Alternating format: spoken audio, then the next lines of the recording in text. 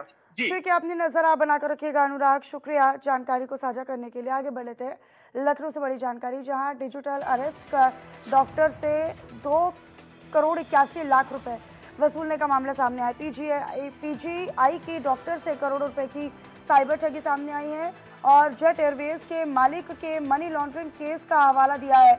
घबराकर डॉक्टर ने ठगों ने पैसे दिए हैं।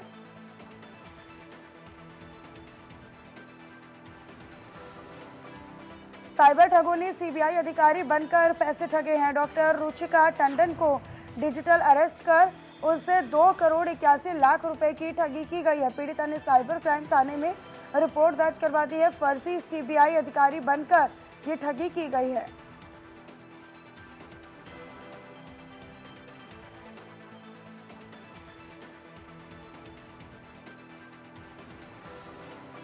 तो साइबर ठगों ने दरअसल सीबीआई अधिकारी बनकर पैसे ठगने का काम किया है।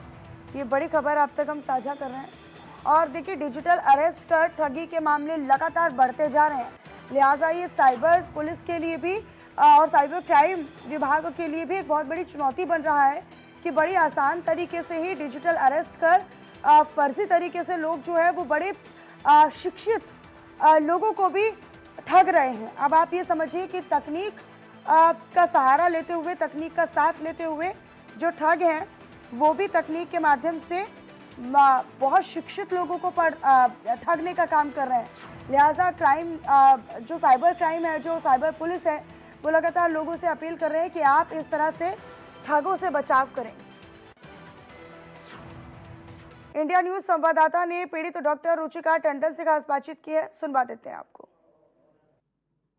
पीजीआई के डॉक्टर के साथ 2 करोड़ 81 लाख की ठगी की गई है। हमारे साथ बात करने के लिए मौजूद है पीजीआई के डॉक्टर। आइए इनसे बात करते हैं। मैम, क्या पूरा मामला है? मेरे पास एक फ़ोन आया एक दिन सुबह कि आपका जो फ़ोन नंबर है उस पर बहुत सारे कि हम टीआरएआई से बोल रहे हैं। बहुत आपके फ़ोन के अगेंस्ट बहुत सारी कंप्लेंट्स रजिस्टर कराई हैं लोगों ने कि आपका जो फ़ोन है वो लोगों को हैरेसिंग मैसेजेस देने के लिए इस्तेमाल हुआ है और उसकी इंक्वायरी चल रही है। फिर उन्होंने कॉल ट्रांसफ़र की एक आईपीएस अपने किसी आईपीएस ऑफ़िसर के नाम पर और उन्होंने फिर ये भी बताया कि खाली यही मामला नहीं है, एक कोई बैंक अकाउंट भी आपका जो है इल्लीगल ट्रांज़ैक्शंस मनी लॉन्ड्रिंग में यूज़ हुआ है और इल्लीगल एक्टिविटीज़ में।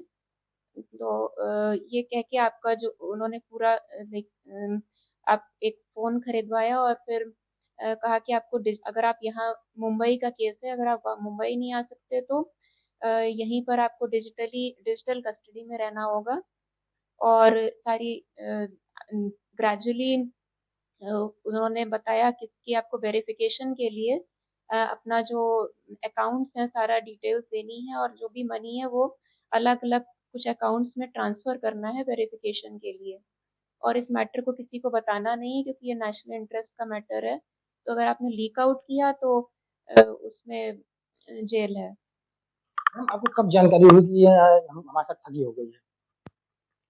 अ, स मुझे 7-8 दिन के बाद ही इस चीज़ का आइडिया लगा क्योंकि उन्होंने अपने सारे फेक आईडीज़ सब कुछ दिखाया था और वो पूरा रियल लग रहा था कोर्ट केस और सब कुछ। तो मुझे जब मैंने चेक किया कि इस तरीके का कि सीबीआई क्या डिजिटली अरेस्ट करती है या ऐसा कुछ नया मेथड है, तो उसमें देखा कि ये फेक सीबीआई ऑफिसर्स बन के काफ़ी लोगों के साथ ऐसा फ्रॉड हो रहा है।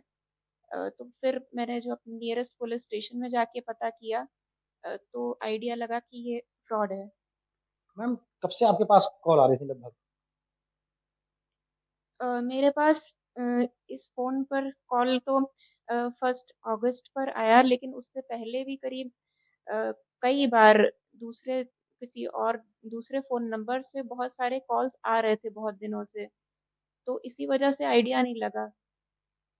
मतलब मैडम, ये जानकारी आपको कब हुई कि हमारे साथ में फ्रॉड हो ये लोग फ्रॉड कर रहे हैं? और वो जो आपको फ़ोन जो बताया गया था, फ़ोन नया दिया गया था, क्या वो उन्होंने दिया था कि आप अपने पास से लाए थे?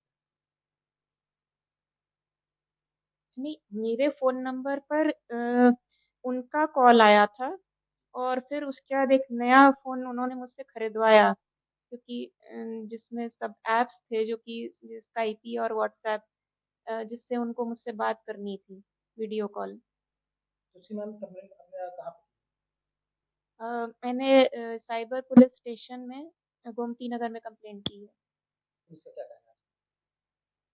वो इन्वेस्टिगेट कर रहे हैं और अ, उसको वो इन्वेस्टिगेट कर रहे हैं उस मैटर को उन्होंने मैम रकम एफआईआर कितना लिखी है। कितना कितना रुपया है?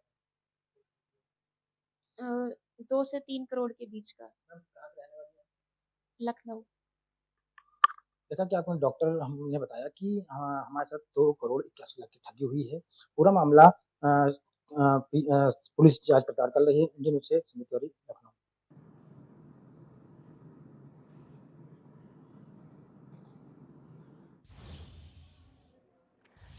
चलिए अब आगे बढ़ लेते हैं और आगे बढ़ते हुए अब आपको बताएं जहां